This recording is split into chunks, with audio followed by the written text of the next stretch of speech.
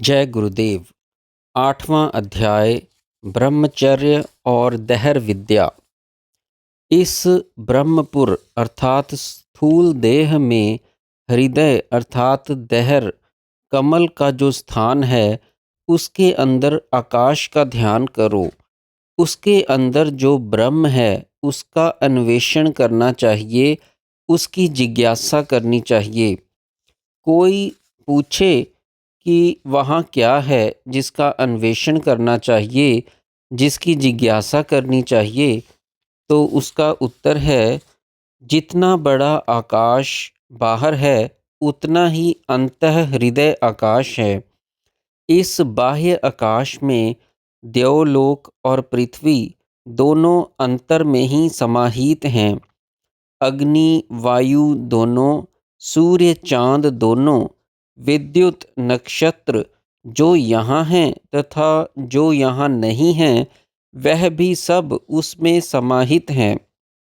यदि यह कहा जाए कि इस शरीर में सब समाहित हैं, तो यह तो वृद्ध होता है और नष्ट हो जाता है।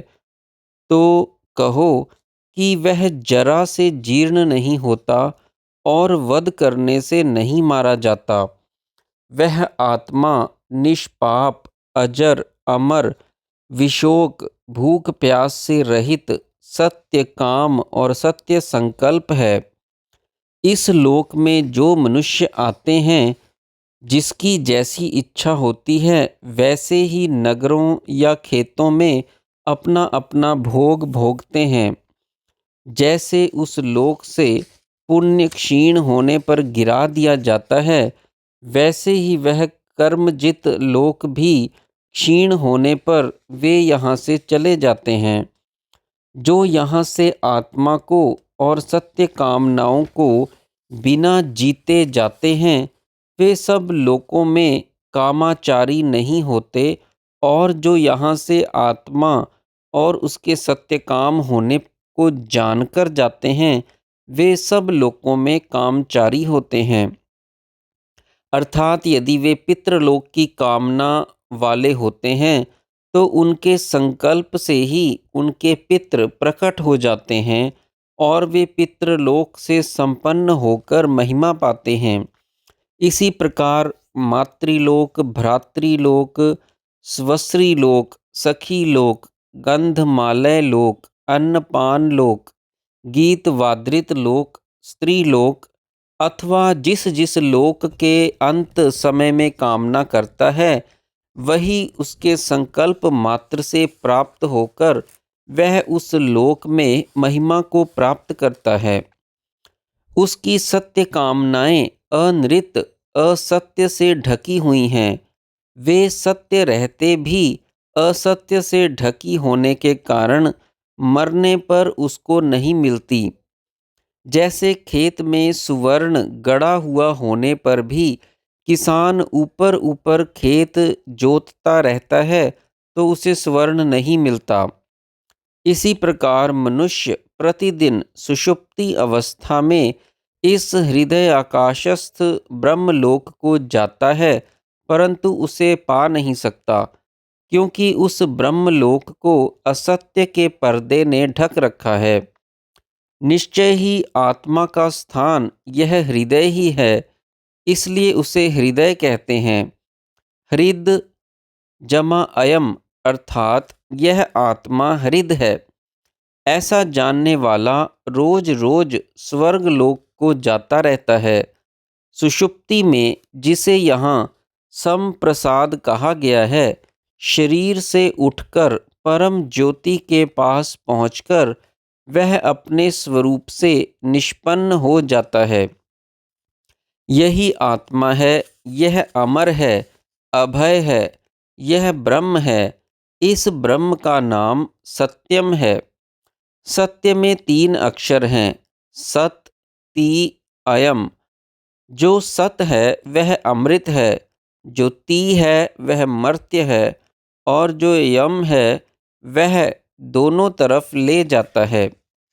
अयम यह जीव जागता है, तब ती मर्त्य से युक्त होता है और सुषुप्ति में सत से युक्त होता है। ऐसा जानने वाला प्रतिदिन स्वर्ग लोक को जाता है। यहाँ स्वर्ग ब्रह्मवाचक है। यह आत्मा मर्त्य और अमृत दोनों लोकों को जोड़ने वाला सेतु है। इस सेतु को दिन रात पार नहीं करते। उसे न जरा है, न मृत्यु, न शोक, न सुकृत या दुष्कृत। सब पाप वहाँ बिना स्पर्श किए लौट आते हैं। यह अपहत पाप ब्रह्मलोक है। इसलिए इस सेतु को पार करके अंधा अंधा नहीं रहता, पापविद पापविद नहीं रहता, संतप्त संतप्त नहीं रहता। इस सेतु को पार करके रात्रि भी दिन हो जाती है, क्योंकि यह ब्रह्मलोक सदा दिन के समान प्रकाशमान है। जो इस ब्रह्मलोक को ब्रह्मचर्य से प्राप्त कर लेते हैं, उनको ही यह ब्रह्मलोक मिलने पर सब लोकों में कामाचरण होता है।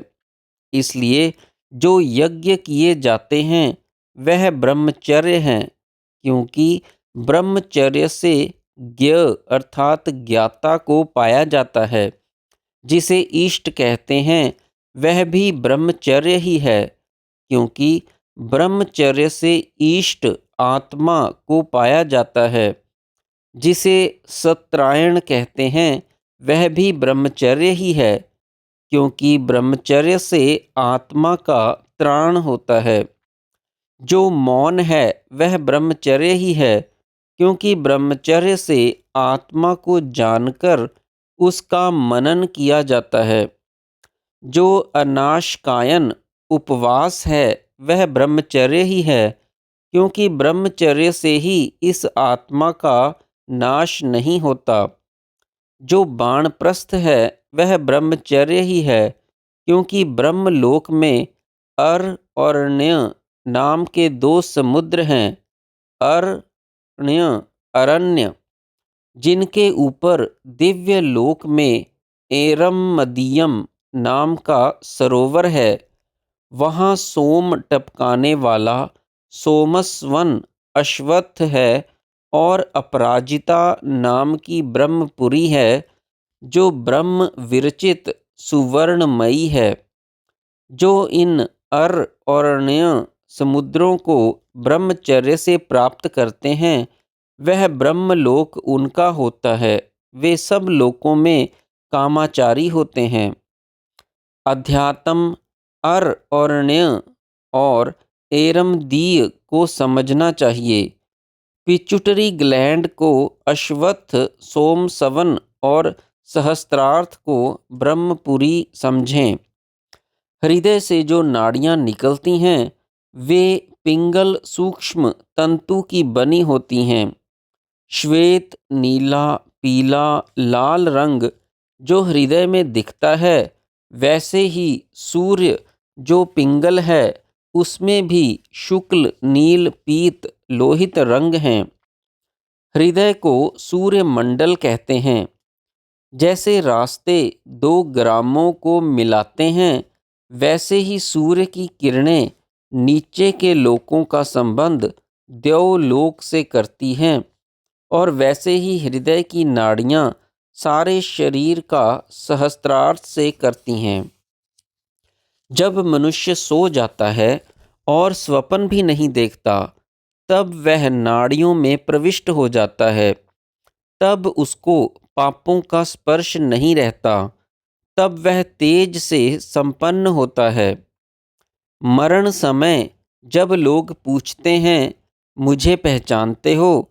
तो जब तक शरीर से प्राण नहीं निकलते तब तक वह जानता रहता है। शरीर से निकल जाने पर इन किरणों से ही ऊर्ध्व गमन करता है, और ओम कहकर जब गमन करता है तो जितनी देर में मन जाता है उतनी देर में आदित्य में पहुंच जाता है। यह आदित्य ही ब्रह्मवेत्ताओं के लिए ब्रह्मलोक का द्वार है और अविद्वानों का निरोध करने वाला है। जय गुरुदेव।